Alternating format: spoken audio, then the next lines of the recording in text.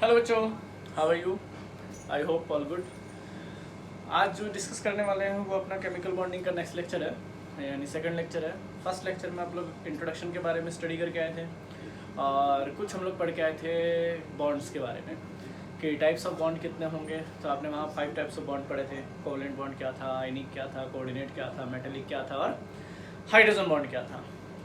आज जो डिस्कस करने वाले हैं वो थोड़ा सा आपके पास चेंज होगा, क्योंकि मैंने आपको पहले दिन बता दिया था कि केमिकल बॉन्डिंग एक ऐसा पार्ट है जो हार्ट ऑफ इनऑर्गेनिक कहा जाता है। और हार्ट ऑफ इनऑर्गेनिक की वजह से मान लीजिए आपके पास चाहे आईएएस का पेपर हो और चाहे आपके पास नीट का हो, चाहे सीबीएसई का हो, ऐसा कोई भी पेपर नहीं है जहाँ पर केमिकल बॉन्डिंग का जिक्र नहीं होगा। तो आप लोग हमेशा ये लेके चलेंगे कि सर केमिकल बॉन्डिंग से कोई भी कंसेप्ट पूछा जाता है। हालांकि इसका 9-10 से भी रिलेशन रहता है हमेशा, और वहाँ से भी वही चीज़ें बेसिक उठ के थोड़ा सा और ब्रीफ में उसी चीज़ को हम लोग एक्सप्लेन करते चले जाते हैं। चलिए, आज जो हम लोग डिस्कस करने वाले हैं वो डिस्कस करेंगे एक तो लेविस डॉट स्ट्रक्चर क्या थे, ठीक है, जो 9-10 में पढ़ा हुआ है वही एक्सट्रीमली लेविस डॉट स्ट्रक्चर के बारे में डिस्कस करेंगे। एक फॉर्मल चार्ज के बारे में पढ़ेंगे कि फॉर्मल चार्ज एक्चुअल में किस तरह से कैलकुलेट किया जाता है, how to calculate formal charge. और दूसरा एक हम लोग पढ़ेंगे valence shell electron pair repulsion theory के बारे में, ठीक है। तो ये 3 टॉपिक होंगे जो हमारे आज हम लोग यहाँ डिस्कस करेंगे। सबसे पहली बात अगर करते हैं कि आपके पास लेविस डॉट स्ट्रक्चर क्या होता है, तो हम लोग यहाँ डिस्कस करेंगे लेविस डॉट स्ट्रक्चर।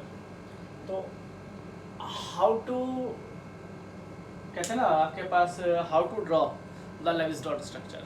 तो आपको पता था कि भाई लेविस डॉट स्ट्रक्चर के लिए उससे पहले हमने 2 बातें और बताई थी कि एक तो आपके पास बॉन्ड पेयर क्या होता है और एक लॉन पेयर क्या होता है, कि how to identify bond pair और लॉन पेयर, कि बॉन्ड पेयर ऑफ इलेक्ट्रॉन क्या होंगे और लॉन पेयर ऑफ इलेक्ट्रॉन आपके पास क्या होंगे। तो इनको किस तरह से आइडेंटिफाई करेंगे। तो आपको मैंने दिखा दिया था कि मैं आपके पास नाइट्रोजन का स्ट्रक्चर बनाता हूँ या नाइट्रोजन आपके पास अमोनिया का फार्मूला लिखता हूँ। तो आपको पता है कि नाइट्रोजन का जो एटॉमिक नंबर होगा वो 7 होगा, हाइड्रोजन का एटॉमिक नंबर 1 है। यहाँ पर लिखते हैं तो 2, 5, तो इसका आउटर मसल में कितने इलेक्ट्रॉन आ रहे हैं, 5। तो जब हम लोग इसका स्ट्रक्चर बना के चलते हैं कि यहाँ पर आपके पास नाइट्रोजन, हाइड्रोजन और हाइड्रोजन, तो यहाँ पर 2 इलेक्ट्रॉन इसके इस तरह से नजर आते हैं। बस समझ में आ गई। तो जिन्होंने बॉन्ड बना लिया, यानी ये वाला इलेक्ट्रॉन इस वाले हाइड्रोजन के साथ मिलकर एक बॉन्ड बनाता है, ये वाला इलेक्ट्रॉन इस हाइड्रोजन के साथ मिलकर एक बॉन्ड बनाता है, ये इनके साथ मिलकर एक बॉन्ड बनाता है। तो जो बॉन्ड बना रहे हैं तो उनको तो नाम देंगे हम लोग किसका, बॉन्ड पेयर का, और जो आपके पास सिंगल बच गए उसको नाम देंगे किसका, लॉन पेयर का। तो ये बातें हमारे पास थी कि how to identify lone pair bond pair. तो आप इजीली आइडेंटिफाई कर सकते हैं। आप देख रहे हो 3 बॉन्ड है, तो 5 में से आपके पास 3 गए तो कितने बचे, 2। तो 2 आपके पास क्या हो गए, लॉन पेयर ऑफ इलेक्ट्रॉन, यानी पेयर ऑफ इलेक्ट्रॉन आपके पास 2। और वैसे अगर आप बात कर रहे हो लेकिन नंबर ऑफ इलेक्ट्रॉन आपके पास 2 हो गए, और वैसे पेयर की बात करते हो तो 1 पेयर मिलेंगे। बस समझ में आ गई। जैसे अगर आप लोग इसको आइडेंटिफाई करते हो सर H2O है, तो आपको पता है कि अगर मैं बात करूँ तो 2, 8, यानी आपके पास ऑक्सीजन का एटॉमिक नंबर 8, तो इसके वैलेंस इलेक्ट्रॉन कितने हो गए, 6 सेंट्रल एटम के। हाइड्रोजन पे वही 1 है। स्ट्रक्चर अगर बनाते हो तो आपको पता है कि इसका स्ट्रक्चर इस तरह से होता है। आइडेंटिफाई करोगे तो 2 लोन पेयर आपको दिख रहे हैं, ठीक है। तो 2 लोन पेयर आपके पास हो गए यहाँ पे, ठीक है। लॉन पेयर ऑफ इलेक्ट्रॉन कितने हो गए आपके पास, 4 हो गए, ठीक। और जबकि अगर बात करते हो बॉन्ड पेयर, तो बॉन्ड पेयर आपके पास दिख रहे हैं 4, यहाँ पर बॉन्ड पेयर है। ऑक्टेट कंप्लीट हो रहा है। तो सबसे पहले तो ये आइडेंटिफाई करना आना चाहिए कि how to identify lone pair और बॉन्ड पेयर। उसके बिहाफ पे आप इजीली बता सकते हो किसी का Lewis dot structure. Lewis dot structure में भी कुछ ज़्यादा नहीं है कि घुमा फिरा के कोई बात करेंगे नहीं, सिंपल सी चीज़ें हैं। क्योंकि देखिए डॉट स्ट्रक्चर जो है ना वो बनाना ईजी है बजाय आपके पास स्ट्रक्चर को देख के। कि अगर मान लीजिए मेरे से कोई कहते हैं आपके पास कार्बन मोनोऑक्साइड का लेविस डॉट स्ट्रक्चर बनाओ, तो लेविस डॉट स्ट्रक्चर का मतलब कार्बन का एटॉमिक नंबर 4, इसका एटॉमिक नंबर 8, इसका आपके पास कितना हो गया, सॉरी इसका 6, इसका 8। तो वैलेंस इलेक्ट्रॉन इस पर कितना हो गए, 4, इस पर कितने हो गए, 6। तो दोनों के हम लोग वैलेंस इलेक्ट्रॉन क्या कर लेंगे, टोटल देख लेंगे वैलेंस इलेक्ट्रॉन कितना आ रहे हैं, 10 आ रहे हैं। बस इसको आइडेंटिफाई कर लोगे। जैसे आपको पता लगता है इसके 10 आ रहे हैं तो हमें क्या लिखना है कि ये कार्बन और ये ऑक्सीजन। तो 6 इलेक्ट्रॉन 1, 2, 3, 4, 5, 6, यहाँ 4 इलेक्ट्रॉन आपके पास 1, 2, 3, 4, इस तरह से आइडेंटिफाई होंगे। जबकि इसको आप लिखोगे, जब लिखोगे तो किस तरह से लिखोगे, 1, 2, 3, 1, 2, 3, यहाँ ऑक्सीजन, यहाँ ऑक्सीजन। बस समझ में आ गई। तो यहाँ आपको दिख रहा है कि भाई इसका हम लोग डॉट स्ट्रक्चर बनाते हैं, क्योंकि हमें पता है इसमें कोऑर्डिनेट बॉन्ड बनाते हैं, तो हम लोग इसको इस तरह से आइडेंटिफाई करेंगे। तो डॉट स्ट्रक्चर का मतलब क्या है, क्योंकि आगे चल के हम लोग जो valence shell electron pair repulsion theory पढ़ते हैं तो उसमें एक कंसेप्ट आता है कि जहाँ lone pair repulsion is greater than lawn pair bond pair is greater than bond pair bond pair कि लॉन पेयर में रिपल्शन, यही आपके पास किसी की भी शेप को जनरेट करते हैं। हमें पता लगता है कि सर इसकी शेप ये होंगी। तो आपके पास बुक में जितने भी आपके पास कंसेप्ट दिए हों, जितने भी आपके पास एग्जांपल दे रखे हों, आप उसके 8-10 एग्जांपल उसके ज़रूर बनाओगे ताकि आपको आइडेंटिफाई हो जाए किसी का डॉट स्ट्रक्चर हम लोग किस तरह से आइडेंटिफाई करते हैं। ठीक है, बस वैलेंस इलेक्ट्रॉन पता होना चाहिए, उनका सम लिखिए, जितने भी पेयर बनेंगे उनको ड्रॉ कीजिए, वो आपके पास आइडेंटिफाई करेंगे किसको, एक डॉट स्ट्रक्चर को। ठीक है, तो ज़्यादा कोई इशू नहीं है, आप लोग 9-10 में बहुत बार पढ़ के आ चुके हैं, तो इसमें हम लोग ज़्यादा टाइम नहीं लगाएंगे, आगे चलेंगे। आगे चलते हैं तो हमारे पास आता है आपके पास क्या, how to calculate formal charge. क्या करेंगे कि फॉर्मल चार्ज कैसे कैलकुलेट करते हैं। फॉर्मल चार्ज कि अगर मुझे फॉर्मल चार्ज कैलकुलेट करना हो तो how to calculate formal charge. तो अगर मेरे को फॉर्मल चार्ज यहाँ से कैलकुलेट करना हो तो इसके लिए लोग एक फार्मूला आइडेंटिफाई करेंगे कि फॉर्मल चार्ज अगर लिखोगे तो वो आपके पास क्या बनेगा। तो इसके लिए हम लोग एक फार्मूला आइडेंटिफाई करते हैं। फॉर्मल चार्ज अगर आपको निकालना है तो आपके पास क्या हो जाएंगे, वैलेंस इलेक्ट्रॉन, ठीक है, प्लस में माइनस लॉन पेयर, और 1/2 आपके पास क्या हो जाएगा, शेयर्ड पेयर। V आपके पास वैलेंस इलेक्ट्रॉन होगा, L आपके पास लॉन पेयर होगा, और S आपके पास क्या होगा, शेयर्ड पेयर होगा। कि अगर आप फॉर्मल चार्ज निकालते हो तो आपको यहाँ आइडेंटिफाई कर सकते हो कि सर मेरे को किस तरह से आइडेंटिफाई करना पड़ेगा। तो यहाँ आप दिखा दोगे कि सर मेरे पास ये क्या हो जाएगा, ये हो जाएगा वैलेंस इलेक्ट्रॉन, ठीक है, ये हो जाएगा आपके पास लॉन पेयर, ये हो जाएगा आपके पास क्या, शेयर्ड पेयर। तो यहाँ से आप आइडेंटिफाई कर सकते हो कि सर मेरे को क्या पता लगेगा किसका शेयर्ड पेयर है, कौन सा आपके पास लॉन पेयर है, कौन सा, किस तरह से आइडेंटिफाई कर सकते हैं। तो वहाँ उसको कैलकुलेट करने के लिए हम लोग क्या करेंगे, जैसे हम लोग एक एग्जांपल दे लेते हैं आपके पास यहाँ पे। अगर मान लीजिए मुझे कैलकुलेट करना हो फॉर्मल चार्ज किसका, ऑक्सीजन का, यानी ओजोन ले लेते हैं हम लोग, O3 का स्ट्रक्चर आपके पास क्या बनेगा, ये बनेगा O3 का स्ट्रक्चर, ठीक है। इसके पास लॉन पेयर दिखाओगे, इसके पास यहाँ लॉन पेयर दिखाओगे, इसके पास यहाँ पर लॉन पेयर इस तरह से निकाल आइडेंटिफाई करोगे। तो अभी तो हम लोग इसे जनरल ले रहे हैं, हमारे पास एक एटम है, 2 एटम है और 3 एटम है। अब तीनों पे हमें बताना है इस पर फॉर्मल चार्ज क्या होंगे। जो आप लोग नेगेटिव पॉजिटिव निकाल के आए हो उसको हम लोग सिर्फ किससे कैलकुलेट कर रहे हैं, फार्मूले से आइडेंटिफाई कर रहे हैं। तो चलिए पहले फर्स्ट ऑक्सीजन का हम लोग निकालते हैं कि फर्स्ट ऑक्सीजन का अगर फॉर्मल चार्ज निकालना हो ऑक्सीजन फर्स्ट का तो किस तरह से निकालोगे। तो आपको पता है ऑक्सीजन के वैलेंस इलेक्ट्रॉन कितने होते हैं, 6। भाई इस ऑक्सीजन के वैलेंस इलेक्ट्रॉन कितने होंगे, 6। लॉन पेयर कितने हैं आपके पास, 4। अगर शेयर्ड पेयर की बात करते हो तो शेयर्ड पेयर आपके पास कितने हो गए, देखिए एक इसके साथ, एक इसके साथ, एक इसके साथ, एक इसके साथ, तो टोटल नंबर ऑफ इलेक्ट्रॉन कितने हो गए, 4, राइट। इसको आप बैलेंस कीजिए, यहाँ से ये कैंसिल, 2, यहाँ पर आपके पास कितना बचा, 0। तो इसका जो फॉर्मल चार्ज आया वो मेरे पास क्या आया, वो आइडेंटिफाई हुआ कि इस पर कितना चार्ज है, आपके पास 0 चार्ज है। क्लियर है, बिल्कुल सिंपल मेथड है, कोई ज़्यादा आपके पास गणित नहीं लगाना, आपके पास सिंपल लेके चलेंगे आप लोग। चलिए सेकंड अगर फॉर्मल चार्ज निकालते हो सेकंड का ऑक्सीजन एटम का, यानी आपके पास जो ऑक्सीजन एटम है वो सेकंड इसका हमने निकाल रहा है, तो इसका निकाल रहे हैं तो देखिए इस पर क्या चार्ज आएगा, वैलेंस इलेक्ट्रॉन वही 6, ठीक है। अगर आप आइडेंटिफाई करते हो कि सर मेरे पास इसके पास लॉन पेयर कितने बचे हैं, तो लॉन पेयर ऑफ इलेक्ट्रॉन आपके पास कितने हैं, इसके पास सिर्फ 2, ठीक है। Lone pair of electron, pair नहीं, पेयर ऑफ इलेक्ट्रॉन की बात हो गई। यहाँ आगे चलते हो तो शेयर्ड पेयर कितने बचे हैं, देखिए 2 2 4 और 2 6, 1/2 और यहाँ कितना आ गया आपके पास, 6 आ गया, ठीक है। यहाँ से इसको आइडेंटिफाई करो, 3 और 2 5, 6 में से 5 गए, कितना बचा, 1। बस समझ में आ गई। तो इस पे कितना चार्ज आ गया, अब ये कौन सा चार्ज है, पॉजिटिव का, तो पॉजिटिव का 1, तो +1 आपके पास क्या हो जाएगा, इस पे चार्ज हो जाएगा। क्योंकि आपको पता है ऑक्सीजन की वैलेंसी कितनी होती है, ज़्यादा से ज़्यादा आप लोग खूब रखोगे तो मैक्सिमम 2 बॉन्ड बना सकता है, तो 3 यहाँ बन रहे हैं, तो एक आपने क्या दिखा दिया, बैलेंस करने के लिए वहाँ पर पॉजिटिव चार्ज आ गया। अगर फॉर्मल चार्ज में निकाल रहा हूँ तीसरे ऑक्सीजन का, तो वो मेरे पास क्या हो गया, वैलेंस इलेक्ट्रॉन वही 6, शेयर्ड पेयर आपके पास कितने हो गए, 6, और आपके पास लॉन बॉन्ड पेयर कितने हो गए, तो आपको दिख रहे हैं 2 इलेक्ट्रॉन हो गए। यहाँ से आइडेंटिफाई करो, 6 से 6 इलेक्ट्रॉन कैंसिल, कितना आ गया, -1, तो इस पे चार्ज कितना हो जाएगा, -1। तो ये हमारे पास क्या रहेगा, फॉर्मल चार्ज को आइडेंटिफाई करने के लिए एक मेथड रहेगा, एक फार्मूला रहेगा। वैसे तो जनरली मैं शक्ल देख के बता सकता हूँ किस पे कितना फॉर्मल चार्ज होगा, ठीक है, वो भी आपको एक्सपीरियंस के हिसाब से आ सकता है। अभी जैसे 11th में हो तो आप लोग थोड़ा सा कैलकुलेट करके चलोगे, how to calculate formal charge, तो आप बता सकते हो sir valence electron minus lone pair minus 1/2 shared pair. जबकि बात होगी किसकी, कि सर अगर मान लीजिए हमारे पास किसको इसकी बजाय अगर हम लोग मैंने कह दिया आपके पास H2SO4 है, तो SO4 2 नेगेटिव, तो ये 2 नेगेटिव आइडेंटिफाई करेगा किसको, फॉर्मल चार्ज को। यहाँ से आप क्या कर सकते हो, इसके लेविस डॉट स्ट्रक्चर बना सकते हो। क्या आपको पता है कि सल्फर का एटॉमिक नंबर 16, इसका 8, दोनों के आउटरमोस्ट शेल में कितने इलेक्ट्रॉन आ रहे हैं, 6, इसमें भी 6 और इसमें भी 6। तो आपको देखना है कि भाई 6 चौक 24, 24 तो इसके हो गए और इसके कितने हो गए, 30 इलेक्ट्रॉन हो गए। पूरे आइडेंटिफाई करके यहाँ ऑक्सीजन, यहाँ सल्फर, यहाँ आपके पास ऑक्सीजन, यहाँ ऑक्सीजन, यहाँ ऑक्सीजन, आप पूरे पे क्या रख दोगे, -2 चार्ज। बस इनके आपके पास क्या दिखाने हैं, जितने भी लोन पेयर इनके 6 इलेक्ट्रॉन इसके थे, 6 इलेक्ट्रॉन इसके थे, 6 इलेक्ट्रॉन इसके थे, 6 इसके थे, आइडेंटिफाई करके और 6 आप यहाँ दिखा के चलोगे। बस समझ में आ गई। तो 2 एक्स्ट्रा है, 2 एक्स्ट्रा मैं यहाँ दिखा दूंगा ताकि मेरे पास पूरा ओवरऑल चार्ज हो जाएगा किसका, इनका। तो हमारे पास स्ट्रक्चर कुछ इस तरह से होते हैं, दिख रहे हैं, एक नेगेटिव इस पर, एक नेगेटिव इस पर। आप यहाँ से इलेक्ट्रॉन गिन लीजिए, देखिए 2 2 4 2 2 4, क्योंकि 2 तो बॉन्ड बना रखे इसने।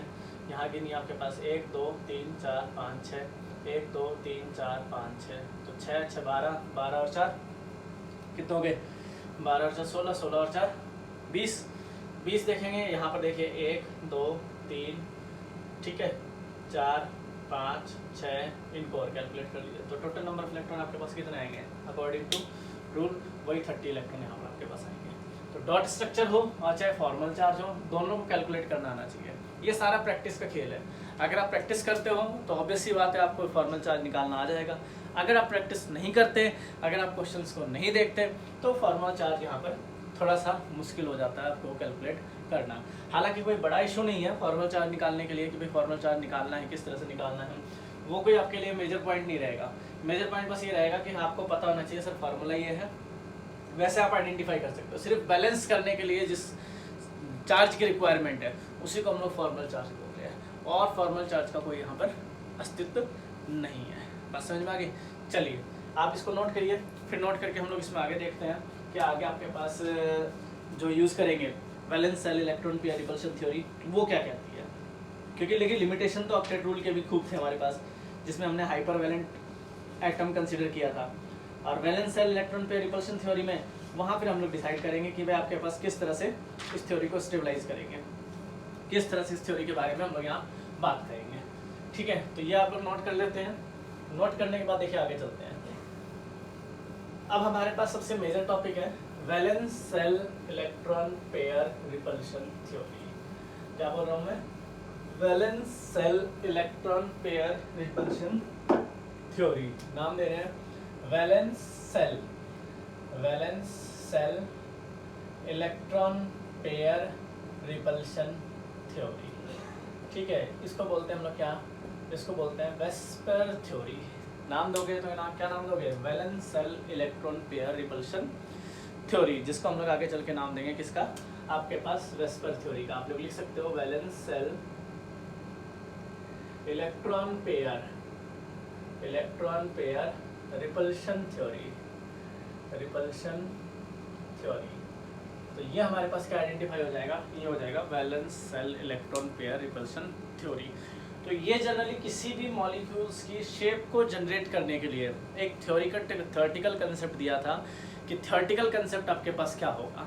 तो इसमें आपको आइडेंटिफाई किए गए कुछ रूल्स, और जिनके यहाँ पे हमने कुछ स्ट्रक्चर्स को देख के उनके क्या बनाए, उनकी शेप को जनरेट किया। देखिए हमारे पास पहले क्या था, क्योंकि आगे चल के इसकी लिमिटेशन को आइडेंटिफाई करने के लिए हमने एक वीबीटी थ्योरी पढ़ेंगे। पहले यहाँ पर ये होगा कि अगर आपके पास AB2 टाइप स्ट्रक्चर है तो वो मैक्सिमम कितना एंगल क्रिएट कर सकता है और उसकी शेप क्या होगी। ज्योमेट्री के बारे में भी यहाँ बाद में डिस्कस करेंगे, क्योंकि ज्योमेट्री और शेप के अंदर 2-3 चीज़ें कंसेप्ट में आएगी जिसको आप लोगों को ध्यान रखना है कि सर हाँ इसमें क्या क्या बातें आनी हैं। तो पहली बात आप लोग मुझे आइडेंटिफाई कीजिए। मैं आपके पास यहाँ पर एक क्वेश्चन लिख देता हूँ, इसमें आप मुझे ये बताइए इसमें कितने लॉन पेयर और कितने बॉन्ड पेयर होंगे, कितने लॉन पेयर और कितने बॉन्ड पेयर होंगे। तो मान लीजिए मेरे पास क्या है, आपके पास CH4 है, एक तो ये दे देता हूँ, एक CO2 दे देता हूँ, एक H2O दे देता हूँ, और एक आपके पास क्या दे देता हूँ, अमोनिया दे देता हूँ। ये आपके पास 4 स्ट्रक्चर है। इन 4 स्ट्रक्चर में आप लोग बताइए इसमें कितने लॉन पेयर और कितने बॉन्ड पेयर। तो इनके स्ट्रक्चर को पहले ड्रॉ कीजिए और फिर इनके लॉन पेयर और बॉन्ड पेयर आइडेंटिफाई कीजिए कि सर इनके इतने लॉन पेयर होंगे, इतने बॉन्ड पेयर होंगे, ताकि थोड़ा वहाँ से हमें पता लग जाए कि भाई ये आपके पास इस तरह से यूज़ कर रहे हैं। इस तरह से हम लोग इसके स्ट्रक्चर के बारे में बता रहे हैं, स्ट्रक्चर के बारे में आइडेंटिफाई कर रहे हैं। ठीक है, तो पहले आप इसके बारे में बताइए, फिर हम लोग इसमें आगे चलते हैं कि इसमें आगे हम लोग किस तरह का कंसेप्ट यूज़ करने वाले हैं। कि इलेक्ट्रॉन पेयर अगर सराउंडेड है सेंट्रल एटम तो रिपल्शन क्रिएट होगा या आपके पास क्या होगा, उसके बारे में हम लोग यहाँ पर जिक्र करने वाले हैं, ताकि आपके पास एनर्जी मिनिमम हो जाए और स्टेबिलिटी क्या हो जाए, मैक्सिमम हो जाए। ठीक है, तो इसका स्ट्रक्चर क्या बनेगा, बना के देख लेते हैं। चलो भाई CH4 है, 1 2 3 4, ये हमने 9th-10th में भी खूब पढ़ा हुआ है, दिख रहा है। तो इसमें सिर्फ 4 क्या है, बॉन्ड पेयर है। लॉन पेयर तो कंसिडर हो नहीं रहा, क्योंकि कार्बन का एटॉमिक नंबर 6 का मतलब 2 और 4 बॉन्ड बन रहे हैं, तो लॉन पेयर इसमें है नहीं, सिर्फ बॉन्ड पेयर है। तो इसके अंदर 4 बॉन्ड पेयर है। ठीक है, अगर हम बात करें कार्बन डाइऑक्साइड की, तो ये कार्बन डाइऑक्साइड है, वही इसकी वैलेंसी आपके पास कितनी हो रही है, 4। ऑक्सीजन का अगर देखें तो यहाँ पर इस सेंट्रल एटम को देखो, 4 बॉन्ड थे, 4 आपने इसको दे दिए। यहाँ देखते हो तो यहाँ पर इसके लॉन पेयर मिल जाएंगे। तो पर्टिकुलर एटम पे अगर बात करोगे तो ऑक्सीजन पे दिखा सकते हो कि सिर्फ पे लॉन पेयर आ रहा है, 2 लॉन पेयर दिख रहे हैं, कार्बन पे 1 भी दिख गया। H2O पे आ जाओ तो ये आपको H2O का स्ट्रक्चर हो जाएगा, तो 2 लॉन पेयर और 2 बॉन्ड पेयर दिखाई दे रहे हैं। अमोनिया पे आ जाओ, अमोनिया पे 1 लॉन पेयर और 3 बॉन्ड पेयर दिखाई दे रहे हैं। बात समझ में आ गई। तो इनके स्ट्रक्चर जब तक हम लोग अपने हाथ से नहीं बनाते, आपके पास जितने भी स्ट्रक्चर आपको बुक में मिले, जो भी बुक आप प्रेफर कर रहे हो, उनके स्ट्रक्चर जरूर करने हैं आपको, ताकि देखो स्ट्रक्चर तो मैं अभी दिखा दूंगा, इसमें आइडेंटिफाई भी करा देंगे कि उसकी शेप ज्योमेट्री किस तरह से होती है, किस तरह से नहीं, बट फिर भी आपको विजुलाइज होना चाहिए कि सर हमारे को कैसे पता लगा कि इसके स्ट्रक्चर एक्चुअल में यही बनेंगे। तो सारा खेल practice makes a man perfect है, कि अगर आपको पता है, क्योंकि थ्योरी देखो इसलिए बताएगी। इसने 1957 जो valence shell electron pair repulsion theory थी, देखिए इसने क्या कहा। आप पहले स्ट्रक्चर को देखिए, स्ट्रक्चर को ध्यान से देखिए, फिर हम लोग थ्योरी के बारे में पढ़ते हैं कि थ्योरी में इसमें क्या कहा गया। आपके इस थ्योरी के अंदर कहने वाले किन किन चीज़ों के बारे में आपके पास रखा गया। ठीक है, तो थ्योरी का जो कंसेप्ट है ये आपके पास सेडविक और पॉवेल ने दिया था 1957 के अंदर। इन्होंने क्या कहा, electron pair surrounding the central atom and ripple another. भाई इलेक्ट्रॉन पेयर जो है वो सराउंडिंग द सेंट्रल एटम, कि भाई हमारे पास किसी भी सेंट्रल एटम के सराउंडिंग जो भी इलेक्ट्रॉन पेयर होगा वो एक दूसरे को रिपेल करेगा, और रिपेल करके इतना दूर हो जाएगा कि वहाँ एनर्जी तो क्या होगी, मिनिमम हो जाएगी, और स्टेबिलिटी क्या हो जाएगी, मैक्सिमम हो जाएगी। ये कंसेप्ट देने वाला कौन था, valence shell electron pair repulsion theory. मैं फिर आपसे बात दोहरा रहा हूँ कि अगर हमारे पास कोई भी मॉलिक्यूल्स है, उसके सेंट्रल एटम के सराउंडिंग लॉन पेयर और बॉन्ड पेयर, जब लॉन पेयर में रिपल्शन होगा, तो जैसे मान लीजिए हमारे पास रिपल्शन हो रहा है, आपस में टकराएंगे तो थोड़ा दूर जाएंगे, फिर नज़दीक आएंगे, फिर टकराएंगे, फिर थोड़ा दूर जाएंगे, फिर इतने दूर चले जाएंगे कि वो नज़दीक आ ही नहीं पाएंगे। तो वो नज़दीक नहीं आ पाएंगे तो इसका मतलब क्या हो गया, उसके बीच में अट्रैक्शन नहीं है, सिर्फ और सिर्फ क्या है, रिपल्शन है। और रिपल्शन की वजह से क्या होगा, तो आप वहाँ पर बताओगे कि सर रिपल्शन की वजह से क्या हुआ, वो इतने दूर चले गए कि वहाँ एनर्जी तो क्या हो गई, मिनिमम हो गई, और स्टेबिलिटी क्या होगी, मैक्सिमम होगी। तो उस समय जो एंगल क्रिएट होगा, उस समय जो शेप क्रिएट होगा, उस समय जो ज्योमेट्री क्रिएट होगी, वो उसकी रियल ज्योमेट्री होगी, क्योंकि वहाँ एनर्जी तो क्या हो गई, मिनिमम, और आपके पास स्टेबिलिटी क्या होगी, मैक्सिमम। तो उसी को हम लोग आइडेंटिफाई करते हैं किससे, valence shell electron pair repulsion theory से। तो उन्होंने यहाँ पर 2 कंसेप्ट लिखे। मेजर कंसेप्ट आपके पास ये था कि अगर आपके पास क्या कर दें, कि उन्होंने एक छोटी सी बात लिखी कि सबसे मेजर पॉइंट जो इनके 3-4 बातों में थी, वो हमारे पास सबसे मेजर पॉइंट ये था कि अगर आपके पास कोई Ab2 टाइप स्ट्रक्चर मिलता है, कोई भी Ab2 टाइप स्ट्रक्चर मिलता है, ठीक है, तो मान लीजिए A मेरे पास यहाँ था, सेंट्रल एटम में रख दिया, B यहाँ और B यहाँ, भाई मैक्सिमम डिस्टेंस हमने ये ले लिया। आप कह सकते थे सर आपने ये भी रख सकते थे, A यहाँ B यहाँ रख देते हैं। तो देखिए B और जब B के नज़दीक आएगा तो ऑब्वियस सी बात है उसमें रिपल्शन होगा, तो वो थोड़ा सा दूर जाएंगे, इतना दूर चले जाएंगे कि देखिए अब इसके और इसके बीच में कोई रिपल्शन नहीं हो रहा, क्योंकि आपके पास क्या हो गया, डिस्टेंस मैक्सिमम हो गया, और डिस्टेंस मैक्सिमम की वजह से क्या हो गया, आपके पास एनर्जी क्या होगी, मिनिमम होगी। देखिए कई बार ऐसा होता है, 2 लोगों के बीच में झगड़ा हो जाता है, तो जब तक वो सामने रहेंगे तो एक दूसरे को गाली गलौज करेंगे, एक दूसरे को अब्यूज़ करते रहेंगे, पर क्या करते हैं लोग उसमें सबसे पहले करते हैं कि दूसरे आदमी को थोड़ा दूर ले जाते हैं। जैसे ही वो आदमी दूर चला जाता है तो फिर क्या होता है, उनके बीच में अट्रैक्शन खत्म हो जाता है। अट्रैक्शन खत्म हो गया तो रिपल्शन तो होने ही नहीं है। बस समझ आ गई भाई, अट्रैक्शन होगा, वो पास आएंगे जब तो दूर जाएंगे। अब उनको इतना दूर ले गए कि वो एक दूसरे को देख नहीं पा रहे, तो सिंपल सी बात है, वहाँ पर क्या हो गया, अब उनका गुस्सा शांत हो जाएगा, तो वो वहाँ पर एनर्जी क्या होगी, वहाँ पे कम, स्टेबिलिटी बढ़ गई। और वो अगर नज़दीक रहते तो वो उसको घुसा भी मारता, हाथ भी मारता, उनमें रिपल्शन अट्रैक्शन धड़ाधड़ चलता रहता। बस समझ में आ गई। तो यहाँ पे कंसेप्ट क्या है, यही है कि ये इतने दूर चले जाएंगे कि इनमें ऑटोमेटिक एक एंगल क्रिएट हो जाएगा। और एंगल क्रिएट हो गया तो आप देख रहे हो कि यहाँ पर एंगल कितने क्रिएट हो रहा है, 180 का एंगल क्रिएट हो रहा है। शेप को क्या बोल रहे हैं, लीनियर, याद रहेगा। शेप को क्या बोल रहे हैं, लीनियर। तो हमारे पास मेटल क्या है, हमने रखा AB2 टाइप। AB का मतलब, A का मतलब सेंट्रल एटम हो गया, B का मतलब बॉन्ड पेयर से रिलेटेड हो गया, जो बॉन्ड बना रहा होगा।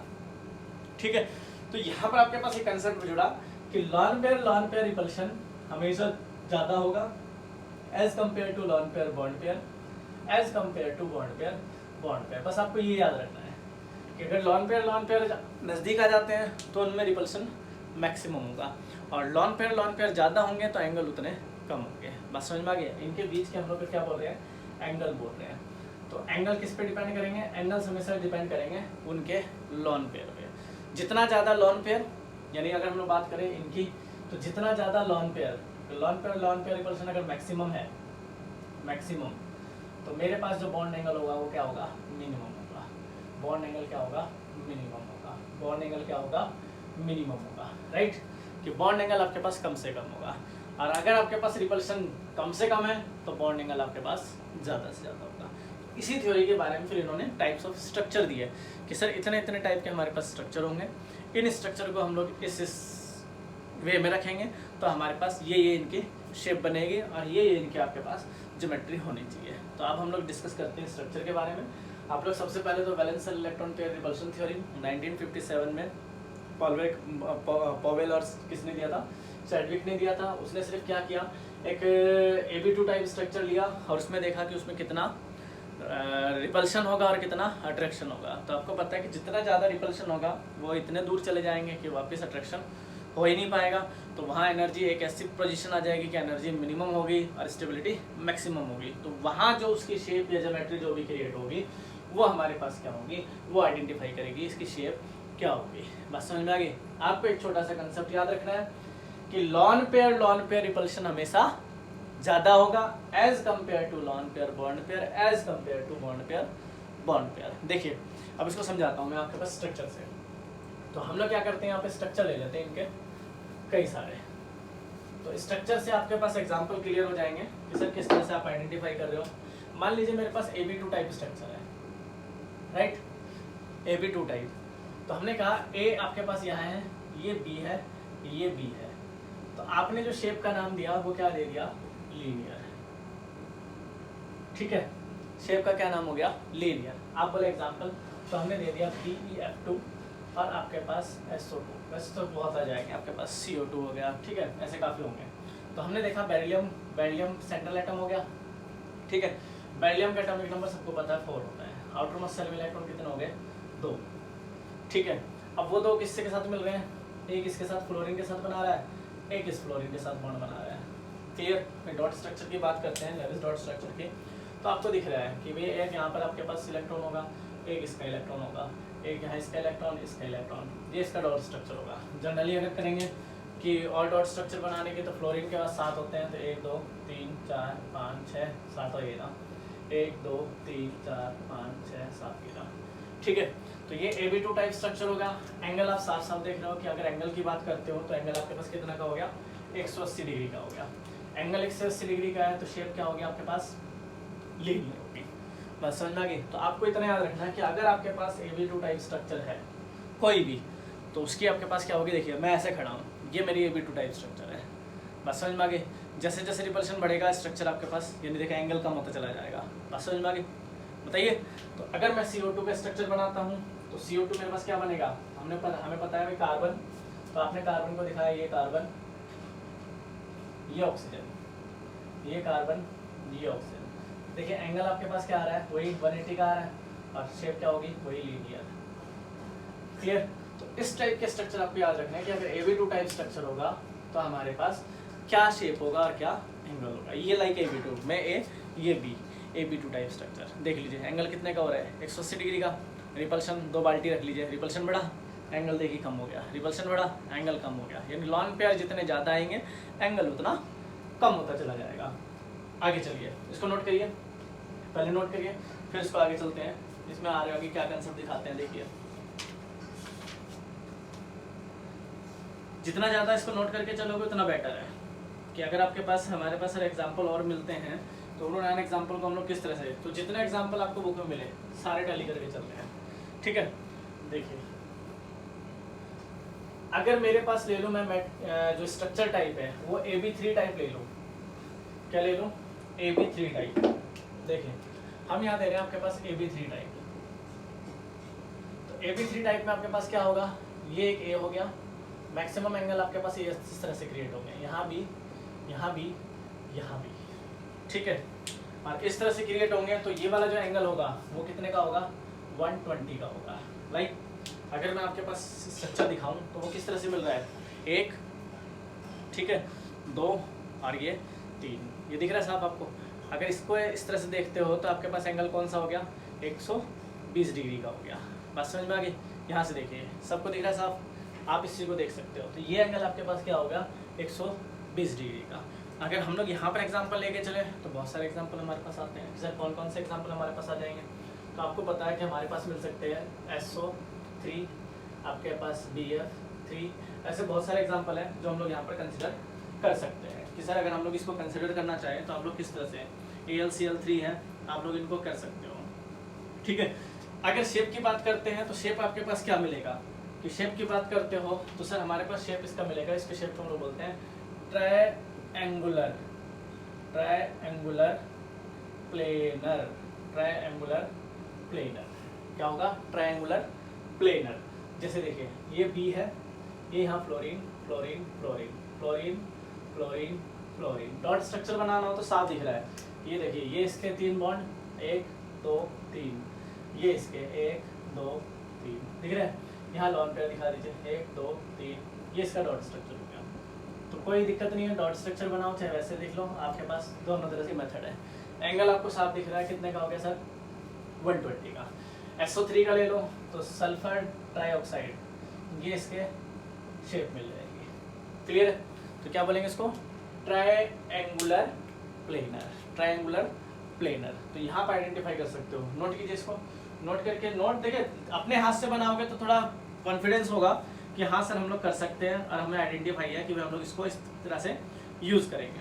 चलिए अगर अब इसमें लॉन पेयर आ गया, अब इसमें लॉन पेयर आ गया, तो लॉन पेयर आ गया तो हम लोग उसको किस तरह से कंसिडर करेंगे। देखिए अगर सर मेरे पास यहाँ पर कोई लॉन पेयर आ जाए, यानी AB2 2 बॉन्ड पेयर और 1 लॉन पेयर ले ले, L किसको रिप्रेजेंट कर रहा है, लॉन पेयर को। तो अभी आपने लिखा था सर A यहाँ, B यहाँ, B यहाँ, और यहाँ पर आप क्या दिखा दोगे, एक लॉन पेयर, ये दिखा दिया, ठीक है। एक ऑर्बिटल में 2 इलेक्ट्रॉन इस तरह से दिखाएंगे। तो देखिए लॉन पेयर आने की वजह से क्या हुआ, अब एंगल क्या हो गया, कम हो गया। अभी तक तो हम इसको आइडेंटिफाई कर रहे थे, अब आपके पास क्या हो गया, एंगल कम हो गया। अगर यहाँ पर अगर आप लॉन पेयर दिखाते हो, आपने कहा सर हम लोग ले लेते हैं SO2, तो सल्फर में आपके पास पता है कितने हैं, 6 इलेक्ट्रॉन होते हैं। तो हमने यहाँ इसको आइडेंटिफाई किया, सर 2 तो इसने ऑक्सीजन ले लिए, 2 इस ऑक्सीजन के साथ बॉन्ड करेंगे, 1 लॉन पेयर आ गया। ये जो शेप होगी ये आपके पास क्या होगी, वेंट शेप होगी। क्या होगी, वेंट शेप होगी। बस समझ में आ गई। ज्योमेट्री आपके पास वही है, ज्योमेट्री अगर हम लोग ज्योमेट्री की बात करें, जियोमेट्री, तो कहते हैं ज्योमेट्री क्या होगी, तो ज्योमेट्री आपको दिख रहा है साफ साफ क्या, ट्रायंगुलर एंगुलर प्लेनर ही है। ज्योमेट्री आपके पास ट्रायंगुलर प्लेनर ही है, जबकि शेप क्या होगी, शेप आपके पास, ध्यान रखना शेप और ज्योमेट्री में दिन रात का डिफरेंस है, शेप और ज्योमेट्री में दिन रात का डिफरेंस है, क्योंकि ये आइडेंटिफाई उसी को कर रहा है AB3 टाइप, बट यहाँ पर एक लगा आ गया लॉन पेयर आ गया, लॉन पेयर आ गया, तो लॉन पेयर की वजह से रिपल्शन बढ़ा। तो इसका अगर आपको आंसर देना है कि इसकी बैंड शेप क्यों है, तो आप कहोगे lone pair repulsion is greater than lawn pair bond pair and bond pair. तो ये बात आपको बतानी जरूरी है। तो ऐसे आप एग्जांपल ले सकते हो कि भाई आपके पास कौन कौन से एग्जांपल आएंगे, चाहे आप ओजोन ले लो, चाहे आपके पास टिन क्लोराइड ले लो, तो वो आपके पास एग्जांपल आइडेंटिफाई करेंगे किसको, कि सर हमारे पास इन चीज़ों को हम लोग इस तरह से रिप्रेजेंट कर सकते हैं। तो इन चीज़ों का आप लोग बता सकते हो कि सर आपके पास NO2 आ जाए, ठीक है, आपके पास टिन क्लोराइड आ जाए, तो इनके स्ट्रक्चर जब तक आप लोग बनाओगे तब आपको क्लियर हो जाएगा कि सर हाँ इसकी बैंक शेप होगी, इसको इस तरह से आइडेंटिफाई कर सकते हैं। तो ध्यान रखना अगर कोई पूछ ले इसकी ज्योमेट्री क्या है, तो ज्योमेट्री क्या बताओगे आपके पास, तो ज्योमेट्री आप बताओगे ट्रायंगुलर प्लेनर, राइट, दिख रहा है ट्रायंगुलर प्लेनर। और अगर किसी ने कह दिया इसकी शेप बताओ तो शेप क्या आइडेंटिफाई करोगे, वेंट। वेंट कह लो, बेंट कह लो, बात एक ही है। क्लियर। चलिए आगे देखते हैं। आगे आपके पास क्या आता है। अगर आप आगे आइडेंटिफाई करते हो, सर इसी चीज को हम थोड़ा सा आगे आइडेंटिफाई करें कि अगर मेरे पास स्ट्रक्चर आ जाए AB4 टाइप, क्या आ जाए AB4, ठीक है। तो A आपके पास क्या हो गया, ये B B B, this is B, this is B, this is B, this is B। तो इसको बोलते हैं टेट्राहेड्रल। क्या बोलते हैं, टेट्राहेड्रल, राइट। क्या बोलेंगे इसको, टेट्राहेड्रल। आपको दिखाता हूँ टेट्राहेड्रल कैसा होता है। पंखे के तीनों पंखड़ियाँ नीचे मोड़ दो, टेट्राहेड्रल है। ये आपके पास देखिए, ये आपको दिख रहा है। अगर आप इसको आइडेंटिफाई कर सकते हो, 3D के अंदर दिखा रहा हूँ आपको, ठीक है। इजीली आप इसको आइडेंटिफाई कर सकते हो कि सर अगर मेरे पास आ जाता है तो मैं किस तरह से उसको आइडेंटिफाई करूँ। ये देखिए, अगर इस ज्योमेट्री को देख रहे हो, साफ साफ दिख रहा है, पंखे दिख रहे हो, पंखड़ियाँ नीचे मोड़ दो, ये आपके पास जो एंगल होगा ये टेट्राहेड्रल होगा। टेट्राहेड्रल, 1 2, टेट्रा बोलते हैं जिनके 4 फेस हो, 4 फेस हो। आप इसको यहाँ से जोड़िए, 1 2 3 4, 4 फेस आपको नजर आएंगे। This is tetrahedral. बस समझ में आ गई। एक हटा दो, ये लोन पेयर आ गया, देखो पिरामिडल। एक हटा दो, ये बेंट हो गया। क्लियर है। अब इसमें अगर लोन पेयर आइडेंटिफाई कर रहे हैं, भाई हमारे पास AB4 टाइप है, एक लोन पेयर आ गया, इसको हटाओ, देखो पिरामिडल हो गया। 2 लोन पेयर आ गए, इसको हटाओ, टेट्राहेड्रल आपके पास बेंट हो गया। तो यहाँ हम लोग आइडेंटिफाई कर सकते हैं इनको। तो इसका जो आपके पास एंगल जनरली मिलता है वो 109 डिग्री 4 मिनट का मिलता है, 109 डिग्री 4 मिनट का मिलता है, ठीक है। एग्जाम्पल के तौर पे आप क्या लिखोगे, जैसे हमारे पास लिखते CH4, तो कार्बन 4 4 टेट्राहेड्रल। बस समझ में आ गई। इस तरह से आपके पास अमोनियम आयन लिख दो, तो 1 2 3 4, ठीक है। तो ये हमारे पास क्या हो जाएगा, टेट्राहेड्रल।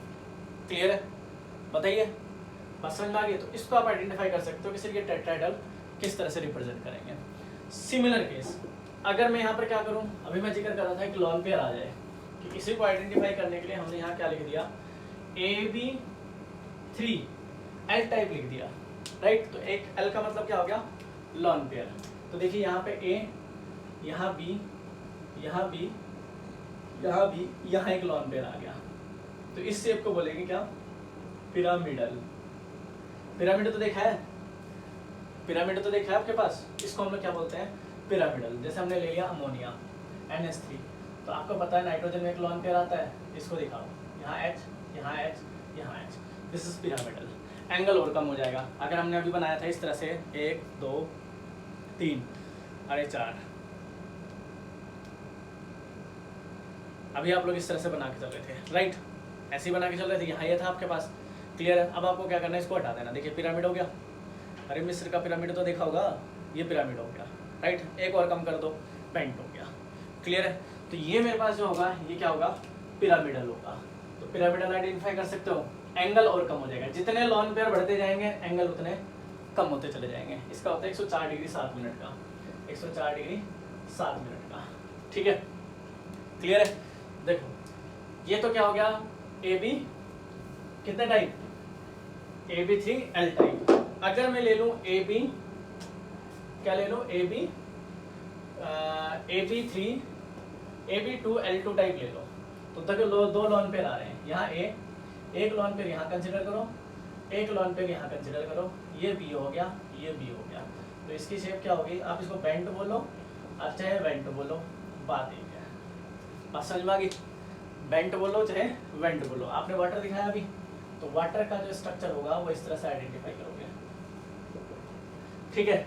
ज्योमेट्री, कोई पूछे इनकी ज्योमेट्री क्या होगी, अमोनिया की पूछ ले, जैसे एग्जांपल के तौर पे हम यहाँ CH4 लिख देते हैं, यहाँ अमोनिया लिख देते हैं, और यहाँ वाटर लिख देते हैं। तो आपको दिख रहा है कि यहाँ 2 लोन पेयर थे, यहाँ एक था, और यहाँ। ज्योमेट्री तीनों की टेट्राहेड्रल है, इसकी भी टेट्राहेड्रल, इसकी भी टेट्राहेड्रल, इसकी भी टेट्राहेड्रल। शेप की बात करोगे तो शेप इसकी टेट्राहेड्रल, इसकी पिरामिडल, और इसकी बेंट आएगी। क्लियर। ये बताने वाले कौन थे, valence shell electron pair repulsion theory. तो आप इसको आइडेंटिफाई कर सकते हो इजीली। चलिए अगर इनको देखें और थोड़ा सा कंसेप्ट क्लियर करते हैं और ज़्यादा, कि सर अगर मान लीजिए हम इसमें और आगे चले, मान लीजिए आपके पास AB5 टाइप आ जाए, क्या करें, AB5 टाइप, AB5। तो AB5 किस रिप्रेजेंट करोगे, यहाँ A, 1 2 3 4 5, this is A B 5 type, this is B, this is B, this is B, this is B, this is B. बता सकते हो इसकी जो शेप होगी, आप मेरे को बताओ क्या होगी। तो इसकी शेप की अगर बात करेंगे तो इसकी शेप होती है आपके पास ट्राइगोनल बाय पिरामिडल। क्या बोलते हैं इसको? Trigonal bipyramidal. अगर मैं इसकी शेप की बात करूं यहाँ पर तो क्या लिखेंगे? Trigonal bipyramidal, trigonal bipyramidal, याद रहेगा? Trigonal bipyramidal. देखिए अगर इसको आप ढंग से देखो तो इस तरह से दिखाई देगा। 3D में देख लेना, अपने घर बना लेना आराम से। ये तो हो गया आपके पास इस तरह से, दिख रहा है? ये हो गया, साफ नजर आ रहा है। और इसके एक ऊपर हो गया यहाँ पे, और एक कहाँ आएगा? नीचे की साइड आएगा। ये एंगल कितने को हो गए? 120 के। और अगर ये परपेंडिकुलर इस तरह से आ गया तो कितना हो जाएगा? 90 का। तो कई बार पूछा जाता है इसमें कितने 90 के एंगल है। देखो ये दिख रहा है, 1 2 3 और 3 इधर से, 6 90 के एंगल होंगे। 120 के कितने हो गए? 3 120 के हो गए। 180 का कितना हो गया? 1 180 का हो गया, लीनियर। क्लियर है? तो इसको अगर आप आइडेंटिफाई कर सकते हो तो इसमें हम लोग एंगल तो ऐसे हम लोग उसमें पढ़ेंगे, वीवीटी के थ्योरी का अकॉर्डिंग पढ़ेंगे। बट यहाँ पर आप एग्जांपल दे सकते हो PCL 5 का। सर CL, यहाँ CL, यहाँ CL, एक यहाँ CL मिलेगा, एक यहाँ CL मिलेगा। ये आपके पास क्या हो गया? इसको हम लोग नाम देंगे तो क्या देंगे? Trigonal bipyramidal. तो आपको क्या करना है? आपको स्ट्रक्चर ज़्यादा से ज़्यादा बनाने हैं। अगर आप स्ट्रक्चर नहीं बना पाओगे तो आप फेल हो जाओगे यहाँ पे आके। ठीक है, चलिए एक और लेते हैं इसमें कि सर अगर सिमिलर केस लेते हैं, एग्जांपल के तौर पे तो हम बहुत सारे ले सकते हैं। अगर इसमें लॉन पेयर कंसिडर कर लेते हैं कि AB 4 और L टाइप आ जाए, कि सर एक लॉन पेयर आ जाए, तो लॉन पेयर के लिए हमारे पास क्या होगा कि अगर हम लोग यहाँ आइडेंटिफाई करें, सर ये A था, यहाँ 1 2 3, ठीक है, और ये आपके पास क्या था? 1 2। तो मान लीजिए लॉन पेयर आप किसको कंसिडर कर रहे हो? इसको कंसिडर कर रहे हो यहाँ पे। तो ये जो होगी, यहाँ B आ गया, यहाँ B आ गया, यहाँ B आ गया, यहाँ B आ गया, तो इसको बोलते हैं सीसो। क्या बोलते हैं? सीसो। याद रहेगा? सीसो तो देखा होगा। अगर मैं यहाँ एग्जांपल लिख दूँ SF4 का, SF4, तो SF4 तो सबने देखा है। सल्फर के कितने हो गए आपके पास? 6 में अगर हम लोग यहाँ कंसिडर करते हैं तो देखिए 1 2 3 4, अब छठा यहाँ हो गया। हो गए? तो अगर आप सल्फर का शेप दिखाते हो तो 1 2 3 4, यहाँ फ्लोरीन, यहाँ फ्लोरीन, यहाँ फ्लोरीन, यहाँ फ्लोरीन, दैट इज सीसॉ। इसको बोलते हैं सीसॉ स्ट्रक्चर। अगर ज्योमेट्री पूछे तो ट्राइगोनल बाय पिरामिडल, और शेप पूछे तो शेप क्या बताओगे? सीसॉ। सीसॉ तो देखा हो, झूला झूलते हैं, वही वाला सीसॉ है। क्लियर है? चलिए अगर हम क्या करें, सर यहाँ इसको हटा के एक और रख लेते हैं कि सर इसमें 2 लॉन पेयर आ जाए। अब 2 लॉन पेयर आ जाए तो हमारे पास क्या आएगा? AB3L2 टाइप हो गया। अब 2 लॉन पेयर आएंगे तो उसको देखो कैसे बनाएंगे कि यहाँ पर आपके पास A, यहाँ पर आपके पास 1 2 3 4 5, ठीक है, ये हमारे पास होना चाहिए। अब लॉन पेयर एक्चुअल में कहाँ कंसिडर होंगे? देखिए लॉन पेयर कंसिडर होंगे यहाँ पे, क्योंकि हमें पता है कि lone pair repulsion is greater than lawn pair bond pair is greater than bond pair. तो आपके पास यहाँ भी, यहाँ भी, यहाँ भी, तो इसकी जो शेप होगी वो क्या होगी? टी शेप होगी। क्या होगी? T shape. दिख रहा है टी शेप? ये देखिए, this is T shape. Clear है? बात समझ में आ गई? अगर आपसे कोई पूछ ले सर आपने यही क्यों बनाया, तो रीजन दोगे क्या? Lone pair repulsion is greater than lawn pair bond pair is greater than bond pair. ये आप आइडेंटिफाई कर सकते हो यहाँ पे। क्लियर है? ये आप आइडेंटिफाई कर सकते हो यहाँ पे कि सर हमारे पास ये स्ट्रक्चर है, इस तरह से आइडेंटिफाई। तीनों की अगर ज्योमेट्री की बात करते हैं तो ज्योमेट्री तीनों के ट्राइगोनल प्लेन बाय पिरामिडल है, shape seesaw, shape T shape. Clear है? आइडेंटिफाई कर सकते हो। अगर एक और लॉन पेयर आ गया मान लीजिए यहाँ, तो शेप क्या हो जाएगी? लीनियर। कि अगर मैं यहाँ बात करूं, आपके पास AB2L3 टाइप आ गया, 3 आ गए, तो इसकी शेप क्या हो जाएगी? ऑब्वियस सी बात है, लीनियर हो जाएगी। याद रहेगा? पता ही है? तो अपनी कॉपी पे अच्छे से ड्रॉ करके चलोगे तो देखो क्लियर हो जाएगा। अगर नहीं ड्रॉ करते तो फिर आपके लिए परेशानी हो जाएगी, सर हमें क्या पता लग रहा है किस तरह से होगा, किस तरह से नहीं। तो आप इसको देखिए, फिर हम लोग आगे चलते हैं। इसको देखिए, इसको करिए, फिर आपके पास और देखते हैं कि और किस तरह से आपके पास यूज कर सकते हैं। तो आगे अगर देखते हैं तो हमारे पास एक और टाइप आता है आपके पास, क्या? 4 टाइप, यानी सॉरी AB6 टाइप, कि अगर यहाँ पर हम कंसिडर करें इसका, अगर आपको कंसिडर करना है सर लीनियर कौन सा होगा, तो I3 का एग्जांपल ले सकते हो, I3 नेगेटिव, ठीक है।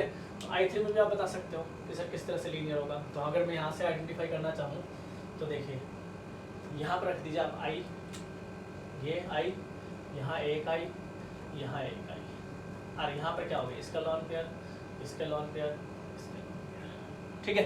ये जो शेप होगी देखिए ये लीनियर आ रही है, ज्योमेट्री वही ट्रायंगुलर बाइपिरामिडल, शेप आपके पास क्या आ जाएगी, लीनियर। कर सकते हैं। चलिए बहुत आसान सा है, जब तक आप प्रैक्टिस करेंगे तब तक आपके पास कंसिडर हो जाएगा कि इसको इस तरह से आइडेंटिफाई करना है। आगे देखिए, अगर थोड़ा सा आगे चलते हैं तो हमारे पास एक टाइप आता है AB6 टाइप। ये सिंपल सा है। तो A 1 2 3 4 5 6, this is B, this is B, this is B, this is B, this is B, this is B। Consider करो, दिस इज ऑक्टाहेड्रल। क्या बोलेंगे इसको, ऑक्टाहेड्रल, हेड्रल, हेड्रल। बस समझ में आ गया। ऑक्टाहेड्रल का मतलब 8 फेस होंगे, क्लियर है। जैसे आपने कह दिया SF6, तो SF6 को अगर कंसिडर करते हो तो सल्फर 1 2 3 4 5 6 के 6 sulphur, chlorine chlorine chlorine chlorine chlorine, यहाँ कंसिडर करते हो। बस समझ में आ गई, क्लियर है, कोई डाउट बता दीजिए। Geometry octahedral, shape octahedral. अगर यहाँ पे एक लॉन पेयर आ गया तो सर अगर आपके पास मेटल सॉरी AB5L टाइप आ जाए, एक लॉन पेयर आ जाए, तो लॉन पेयर आप कहाँ कंसिडर करोगे, इसको हटा दो, यहाँ रख लेते हैं वही A, यहाँ रख लेते हैं आपके पास कुछ भी रख लेते हैं B विद कुछ भी, यहाँ एक लॉन पेयर कंसिडर करो, यहाँ मान लीजिए B, यहाँ B, यहाँ B, यहाँ B, यहाँ B, ठीक है। तो इसको क्या नाम दोगे, तो इसको लिखते हैं स्क्वायर पिरामिडल। क्या लिखेंगे इसके लिए, स्क्वायर पिरामिड। भाई स्क्वायर बन रहा, ये पिरामिड बन रहा, तो इसको बोलते हैं स्क्वायर पिरामिडल, स्क्वायर पिरामिडल, ठीक है। बहुत सारे एग्जांपल मिलेंगे इस पे, बहुत सारे एग्जांपल, क्लियर है। जैसे आपके पास हम रखें तो BrF5 रख सकते हो, कि बोरोन रख ले, यहाँ पे 5 फ्लोरीन लगाओ, एक लॉन पेयर कंसिडर होगा। अगर आप मेरे पास आ जाए एक A, यहाँ एक लॉन पेयर आ जाए, यहाँ एक लॉन पेयर आ जाए, यहाँ वही B, यहाँ B, यहाँ B, यहाँ B, तो ये क्या हो गया, इसको बोलते हैं स्क्वायर प्लेनर। क्या बोलेंगे इसको, स्क्वायर प्लेनर। क्या बोलेंगे, स्क्वायर प्लेनर। बस समझ में आ गई। तो इस टाइप के आपके पास स्ट्रक्चर जितने आप करोगे, मान लीजिए अगर हम लोग यहाँ एग्जांपल लिखे तो किसका लिखेंगे, ज़ीनॉन टेट्राफ्लोराइड। तो ज़ीनॉन के 2 लाइन पेयर यहाँ दिखाओगे, यहाँ फ्लोरीन, यहाँ फ्लोरीन, यहाँ फ्लोरीन। तो square planar, geometry octahedral, geometry octahedral, geometry octahedral, shape square pyramidal, square planar और ऑक्टाहेड्रल। तो पहले आप क्या करोगे, इसके जब तक आप एग्जांपल नहीं करते तब तक आपको क्लियर नहीं होगा कि इनकी शेप क्या होगी। और शेप और ज्योमेट्री में दिन रात का डिफरेंस है। आप लोग जब तक टैली नहीं करके चलेंगे तब तक कोई फायदा नहीं है। देखिए सारा खेल प्रैक्टिस का है, अपने हाथ से बनाओ, इजी हो जाएगा सारा, ठीक है। तो आप इसको कीजिए अच्छे से, फिर हम लोग मिलते हैं नेक्स्ट लेक्चर में। Thank you.